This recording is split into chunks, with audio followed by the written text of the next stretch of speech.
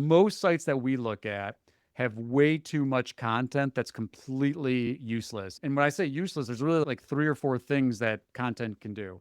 One is that it can generate business, right? It can get crawled, it can get indexed, it could show up in a search result page, someone clicks on it and they convert. And then you're like, hooray. And that's what I think a lot of people think they're doing when they're creating these long tail blog posts. But then think about all these bottom of the funnel searches. Long form blog posts never show up.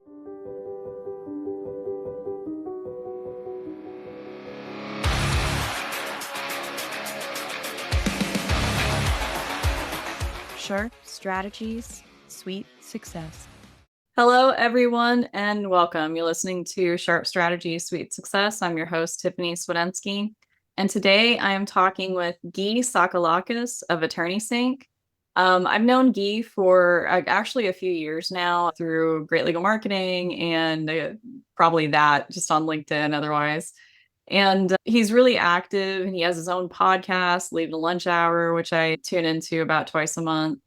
And last year I went to the Legal Lunch Hour Summit in Vegas, and I hope I'm getting the name right. But Close enough. Lunch Hour Legal enough. Marketing. But I'll tell you, you're not the only one. We get a lot of legal lunch and lunch. You get lunch and legal, you got it. I mean, the point is people get it. People remember the brand. So thank you so much. The hamburger one. Yeah, the hamburger one. That is good. I love the iconography. Gyi, thank you so much for being on this show and joining with me today. Thanks for having me. I'll tell you, I've never told you this in person, but every time your name comes up, always super positive. We love Tiff. Tiff knows her stuff. And I will also say that I agree with them because, as you mentioned, we've connected a bunch of times on LinkedIn and grateful to be here.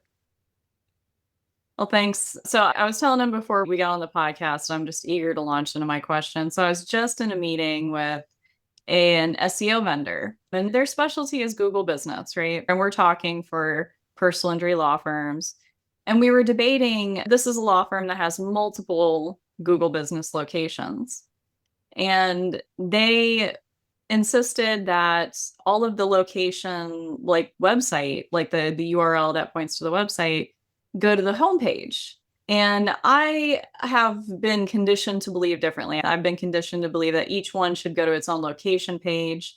And they also said that UTM tracking parameters are a no-go, that they would somehow hurt, like good for tracking, bad for SEO.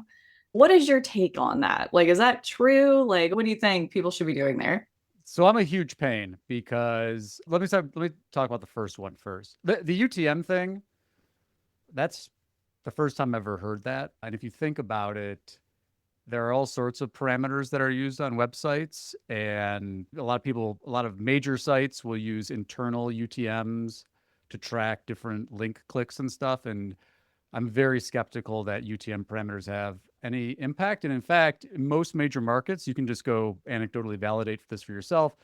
If they're working with any SEO company that knows what they're doing, they probably have UTM parameters in their ranking. And so I guess they could argue that they'd rank even better without them, but I don't think that that is a thing. So that's my take on that one. Now, the location page is interesting.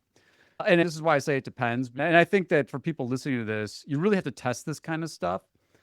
I've seen it work both ways. I think my default position is location pages, and the reason there is relevancy match. The more relevant that your Google Business Profile landing pages to the location and that the content on that page is relevant to that location and subpages are relevant to that location.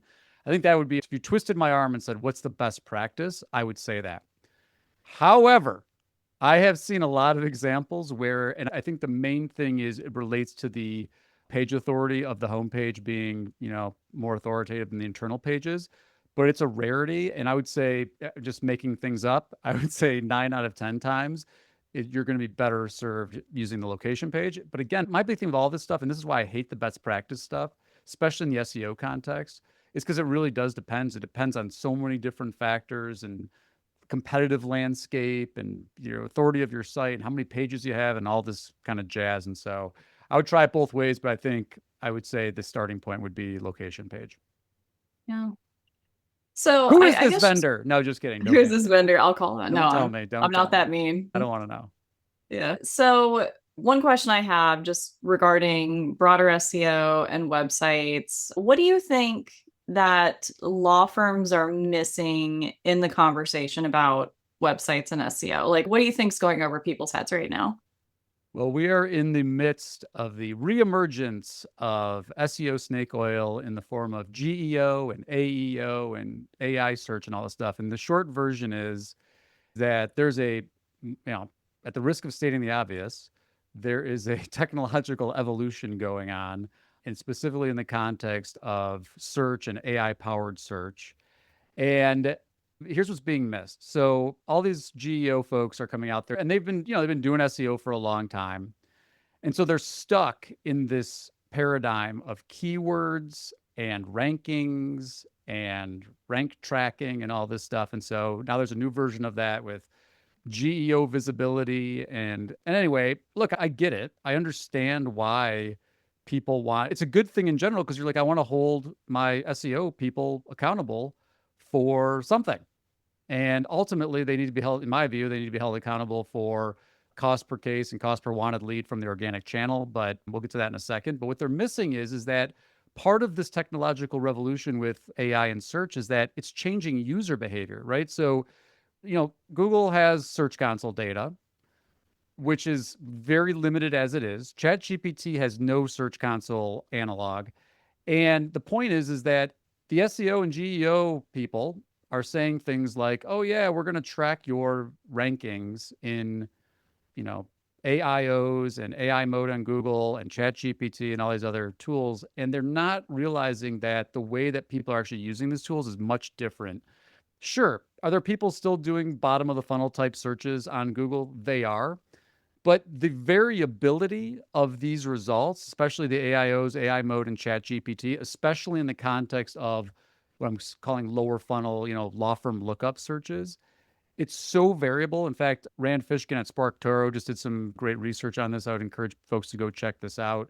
But the short version is that it changes, and you can go see this yourself, right? I mean, you can get a bunch of your friends together, do the same prompt, and get a bunch of different responses. And so, I think that's the part that's missing. We're stuck in this old way of thinking about SEO, and the game has totally changed. And I say that, and I don't want to sound like the same snake oil salesman that I'm being critical of, but it really is true. I've been doing this for 17 years, and there have been no bigger change, especially when you think about Google and AI mode, because the layouts are different. Sometimes it includes, Google Business Profile results. Sometimes it's just a list of firm names.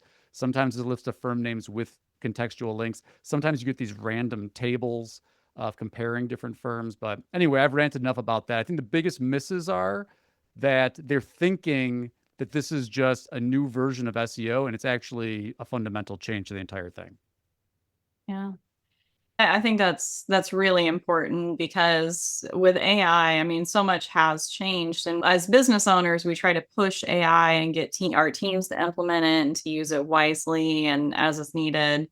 And yet we're still expecting that other parts of this, environment are going to somehow stay the same, like tracking for keywords, but that is just not the case. So I think that's really important. So you mentioned CPA, like tracking SEO companies by cost per case, cost per lead. Tell me a little bit more about that. Like, tell me your thoughts on that. Yeah, I mean, at the end of the day, one, I'm like a very like omni-channel kind of approach. I think too many firms, whether it's because they got trained by a digital marketing person to think like this, but they're essentially putting too many eggs in the search basket. So they're over investing in SEO. And then you ask them, I'll be like, okay, cool. So like, how are you measuring it? And they'll send me a report that they got from like Ahrefs or from SEMrush. That's third-party tool data. It's not even actual analytics data. That's like, in my opinion, that's like one of the worst ways to think about it. Some will send these ranking reports, and I'm like, again, you're ranking for what? I mean, I can show you so many examples where they get these reports and they're showing like, oh, you're ranked number one for this thing, but there's impression for it, there's no traffic for it. And so then you move into traffic, and you're like, well, traffic is a good leading indicator if it's relevant. So you like at Search Console data. So I'd be looking at like non-brand, especially local pack tag with UTM parameters. One step better than that would be actually a phone call. So like a phone call from a Google Business Profile.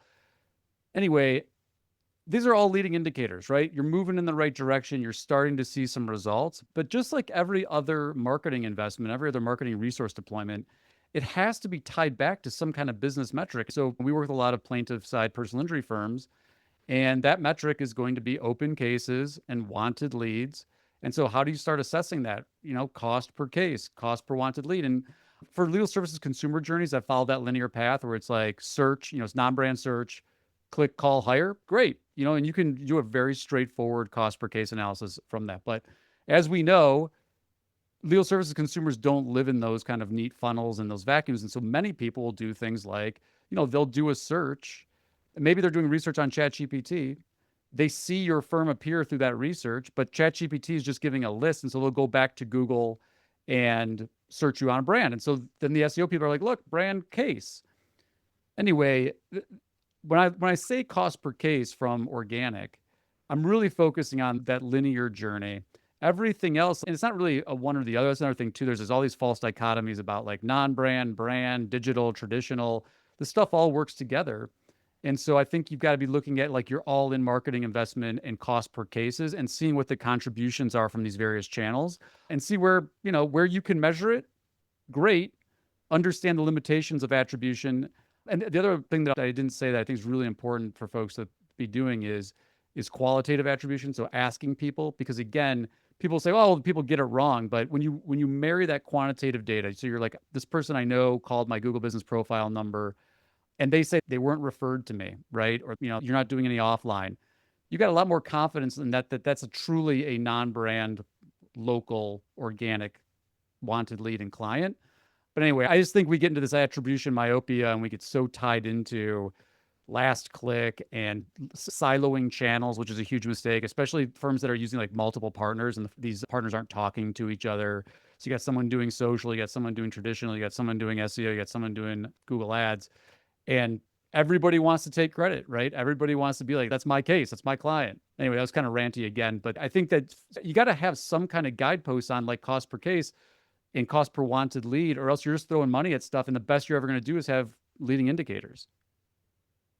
Well, there is a lot of bleed over between the marketing channels. And, I was just talking to somebody the other day about how like community marketing is list building, it's referral marketing, it's also SEO, depending on how you look at it and what you do and how you implement it. And I think by and large, what people don't understand about data analytics is there's a lot we can see at the macro level. We can see keyword trends, we can see, data that isn't 100% sampling of every single person who visited our site. So it isn't precise, but it tells us what the trends are. And then that's different from knowing exactly what landing page path that somebody followed and what tracking number they called. Those two things are different, but they're both Absolutely. important. Yeah. And, having one and not the latter, that individualized tracking, that's extremely hard. It's extremely hard to get, and you have to have the right tools. So you just have to know the difference in how to interpret the data, how it's gathered, how it's sampled. And, most people aren't thinking about that. They just want to know, is their website ranking well in Google? Are they getting cases from it? Right. And this is why we're in this conundrum of, SEO is a bad word and people feel like they've got burned a million times by agencies. But, there's a certain amount, and look, I'm biased. I'm an agency owner. I'm also still a licensed attorney and I've sat on the other side of the table. And if you're not willing to, we get calls every day from law firms that are like, hey, I heard you guys know SEO. Can you get me to rank? And I'm like, before we sign you up, like there's a lot of education that has to go down and a lot of lawyers just aren't willing to do it. And so it's back to that thing. And so guess what? You know what they say? You're the fourth SEO company I've tried this year. And I'm like, yeah, man. Yeah, I understand why, because the expectations about you're not willing to do any of the homework.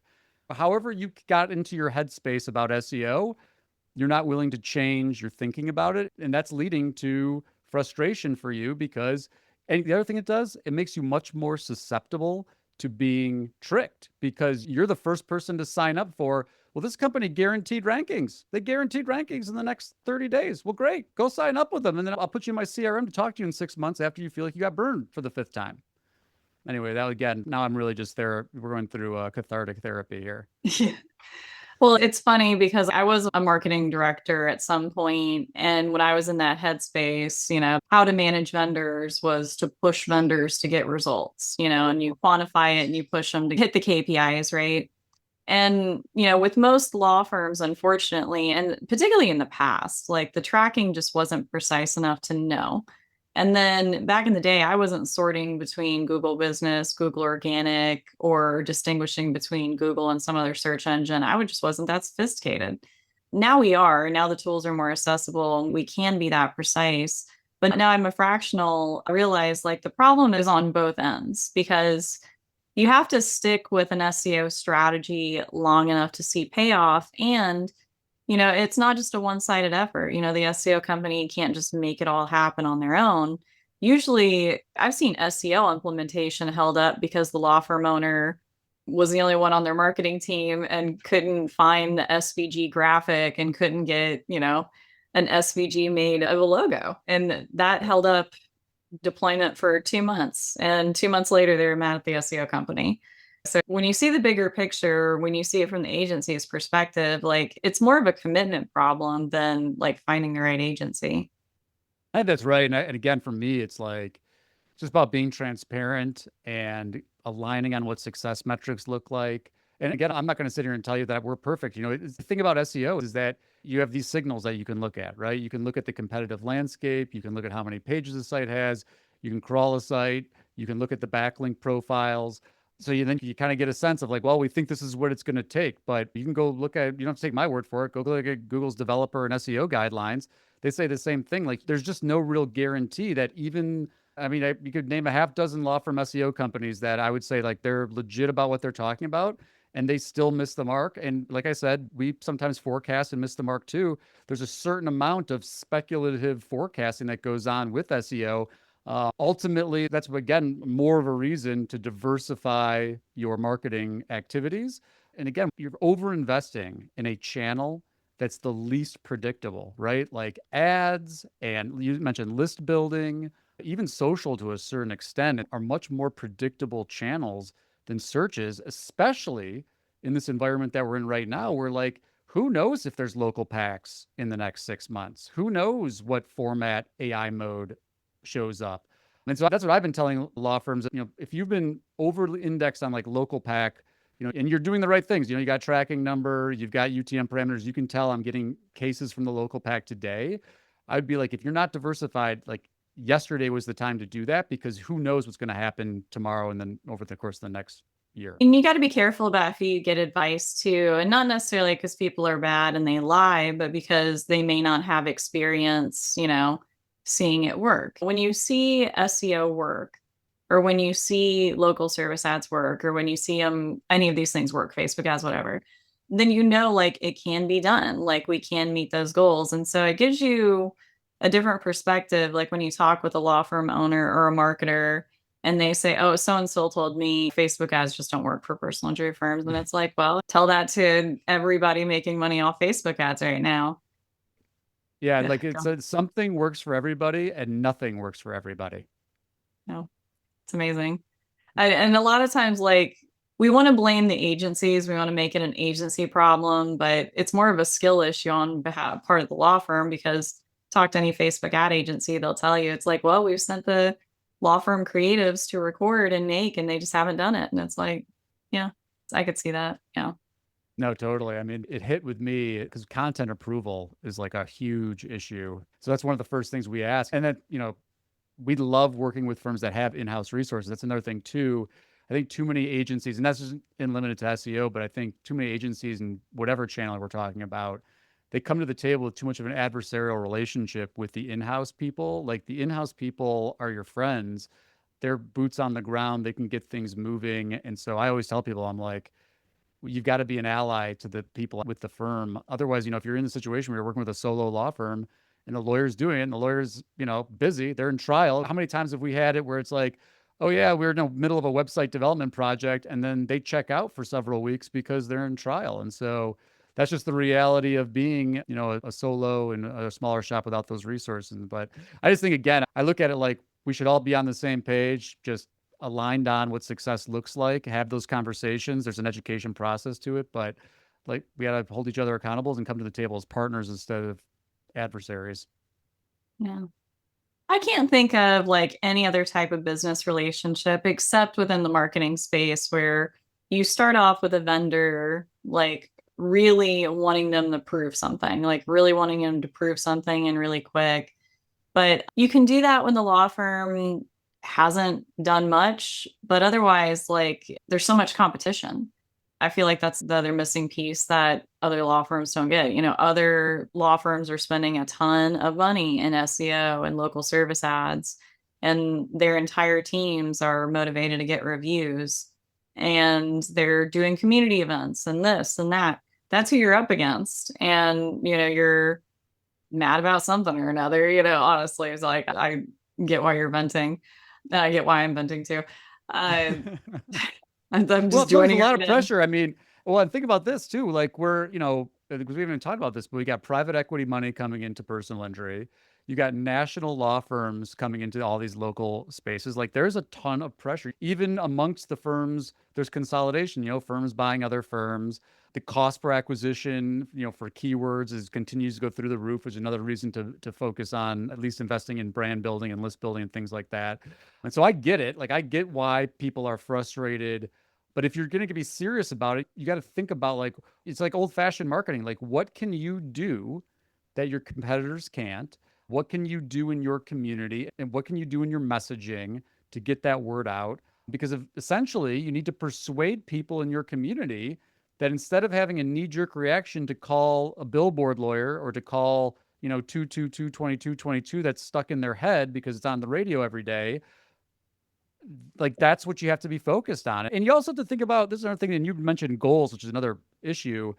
You got to decide what you want to build. Are you trying to build Morgan and Morgan, or are you trying to build a nice business that supports your family? And you mentioned GLM, and I know that Ben and Brian talk about that a lot, but your strategy is different if you're trying to be like a national or a regional or dominate your market type of firm versus you're just trying to like run a local business that, delivers great service to clients and, stays in touch and is doing good work in the community. And so it changes your entire plan, and it should impact how you think about your goals and your budget allocation to that.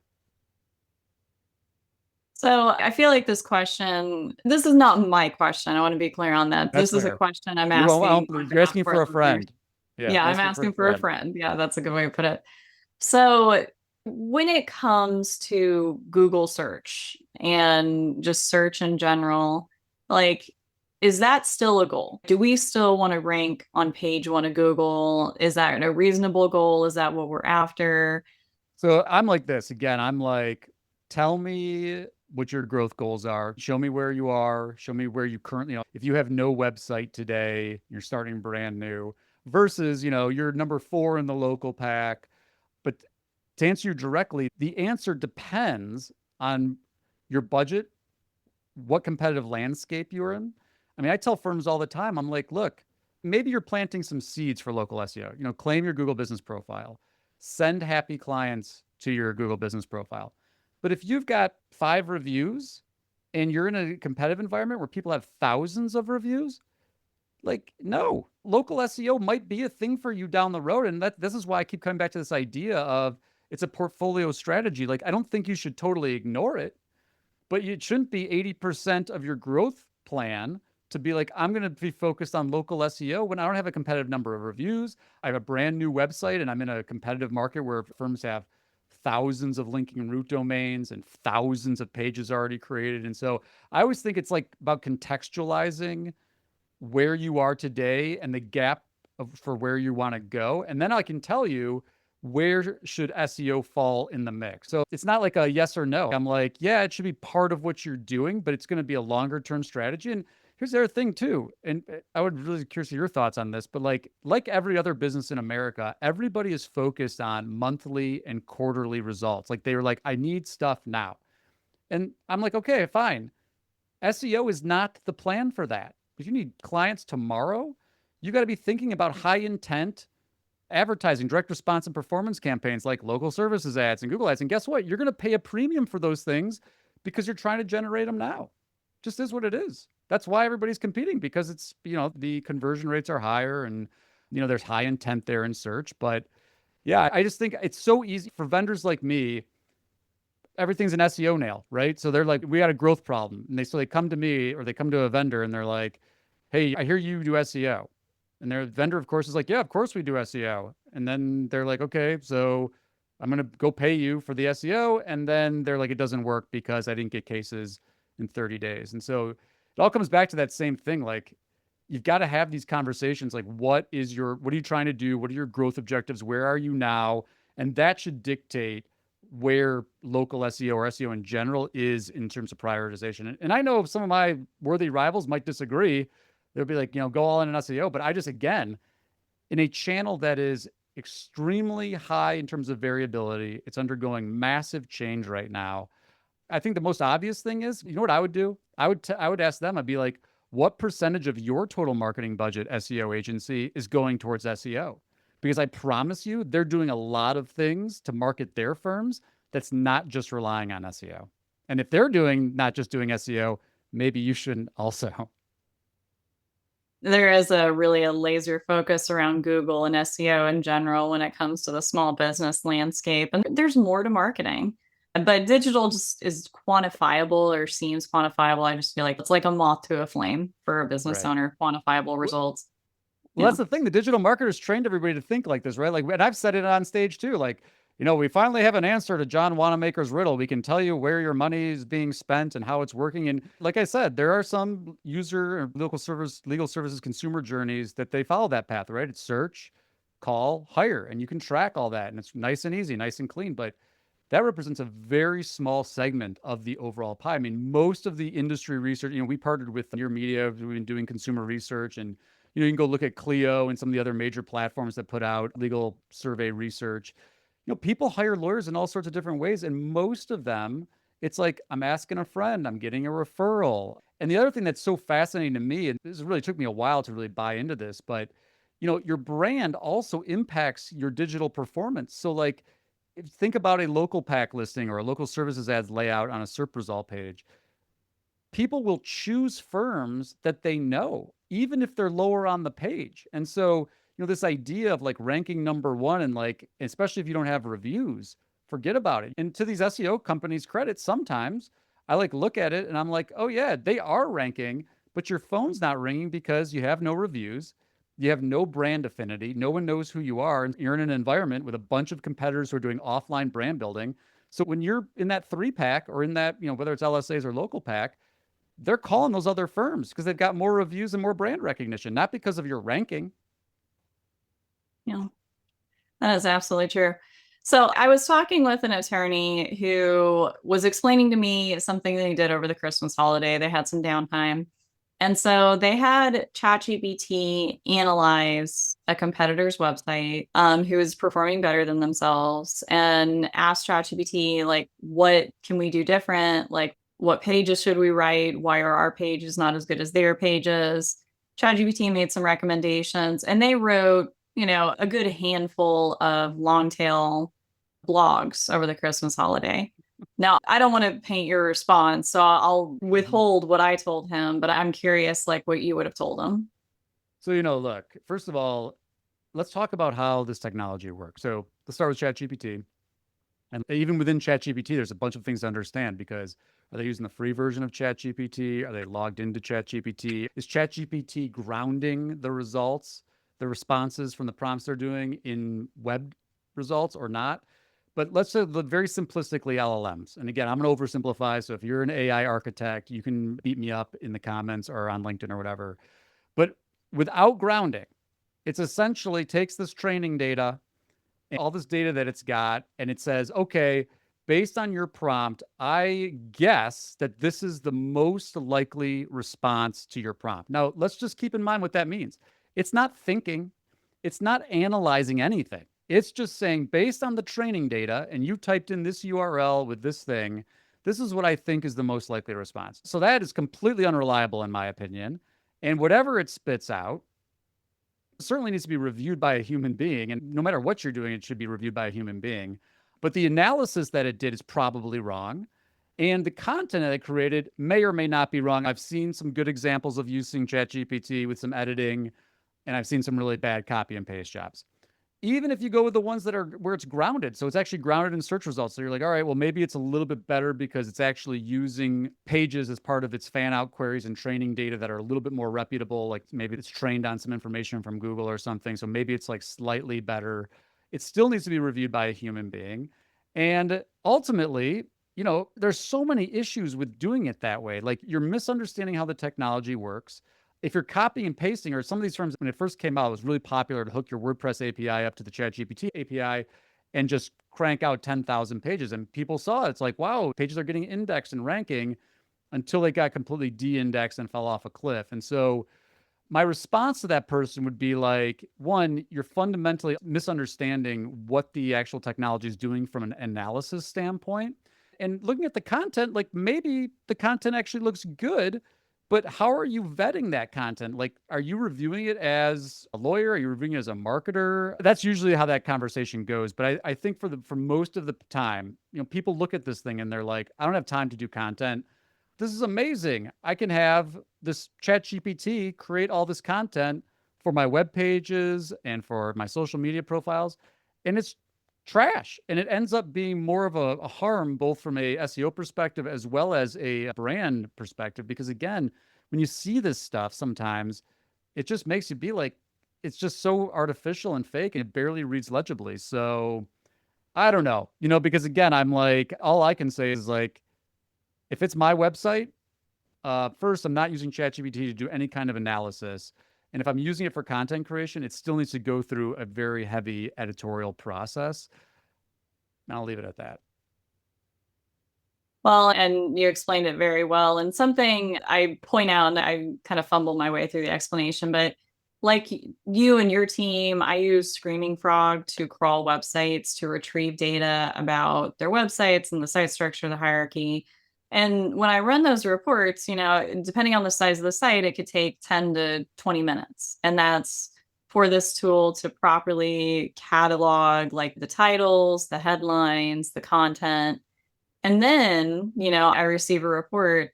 Now, where people get confused about AI is like, I could export a spreadsheet, parts of a spreadsheet, upload it to ChatGPT and ask it to do an analysis. And it will, and it'll do it relatively well. But, just plugging a URL into ChatGPT, it's not crawling a site and analyzing it in the way that you think it is and the way that Screaming Frog is. So you're right. It's misunderstanding like what the tool is and what it's capable of. It takes longer than like 2 seconds to crawl a website, and ChatGPT generates responses faster than that. And well, what about the long tail blogs? Like, I don't know what your take on that. I have my own opinion, but is that something we still need to be writing for our sites? Again, it's one of those annoying, it depends. I've seen, again, like I've seen examples where blog posts, long tail blog posts, still show up as sources for AIOs. Now, whether those people are clicking those things, that's, I think, questionable. And again, I think the big problem and we talk about this a lot on Lunch Hour Legal Marketing, if you're just creating these long tail pages for the sake of creating long tail pages and to rank, you're probably doing more harm to your overall site ranking. Remember, Google's a big data company. And so they have to make decisions about like how many pages of your sites they're going to crawl. The more pages that you create that don't, actually do anything, they're sitting in their index, that's a bad signal. Whether you want to think about it in terms of like overall click-through rates, but most sites that we look at have way too much content that's completely useless. And when I say useless, there's really like 3 or 4 things that content can do. One is that it can generate business, right? It can get crawled, it can get indexed, it could show up in a search result page, someone clicks on it and they convert. And then you're like, hooray. And that's what I think a lot of people think they're doing when they're creating these long tail blog posts. But then think about all these bottom of the funnel searches. Long form blog posts never show up. They're not showing up in the local pack. Like maybe they're showing up in some of the traditional results below. Maybe they're showing up in some of the AIO citations. But in terms of, again, I'm just like, you don't have unlimited marketing resource investment. So you got to decide like how much resource are you deploying to long tail blog posts? Now, on the other hand, sometimes, and long tail blog posts are probably not a great example of it, but you got me thinking about this.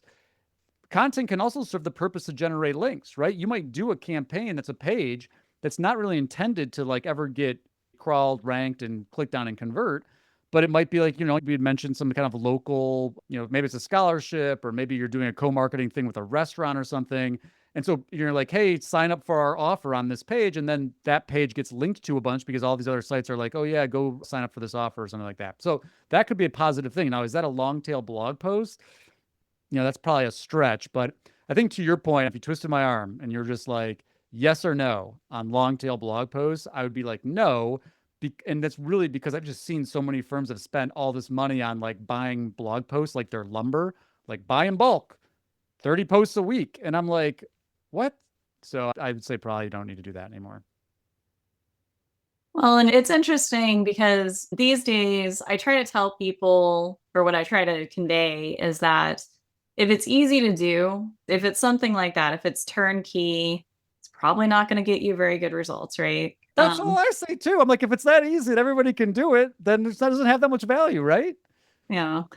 If ChatGPT can make millionaires, everyone will be millionaires, right? Well, and I think that's a really salient point as we're in this AI world, is because everybody's going to have access to ChatGPT, right? Everybody has access to creating AI slop, posting AI trash on LinkedIn, posting AI whatever everywhere. Well, guess what? That's completely antithetical to marketing. If everybody's doing it, you're not going to stand out, right? So for me, I've been reading Jay Ruane's book. I don't know if you've had an opportunity to cross paths with Jay, but criminal defense lawyer in Connecticut. And he wrote a book on analog marketing. And I'm like, Jay, I'm like, this is it. It's all coming back. It's all of this relationship building. You mentioned list building. That's the stuff, because regardless of the cost per click, regardless of rankings, regardless of what the AI mode shows, the people that are coming to you because they know, like, and trust you, or they subscribe to get content from you, or they sign up for your, I think of this pizza shop in my town that does this, like, hey, tag a friend and win a free pizza.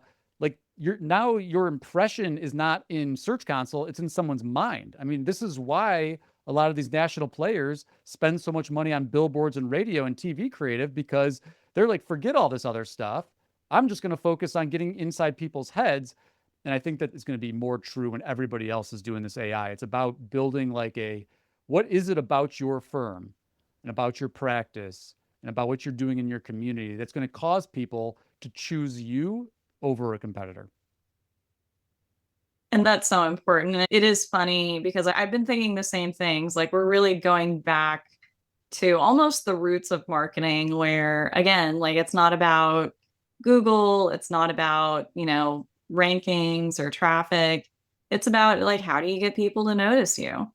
And I know initially, like, I'm a digital marketer at heart. And so, like, all Same. this AI stuff, turned my world upside down, had to like relearn how to think about these things.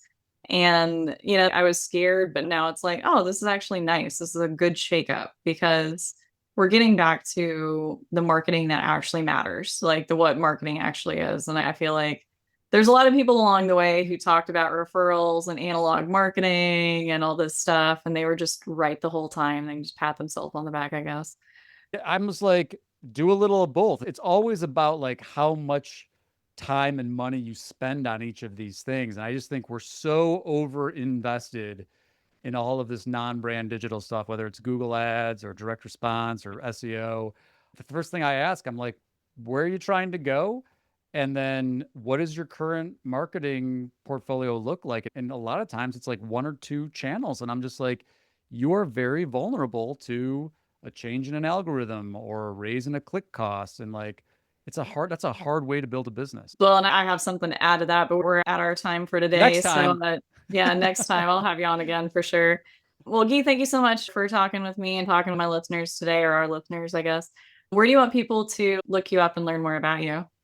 Well, you can always subscribe to Lunch Hour Legal Marketing. So give a plug to the podcast. And otherwise, because my name is so unique, SEO is very easy. You can just search my name or find me at attorneysync.com. But as you know, I spend a lot of time on LinkedIn, so I'm happy to connect and help there too.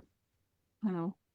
Well, thank you so much again. And yeah, we'll definitely have you on the next time. But to our listeners, thank you so much. Bye.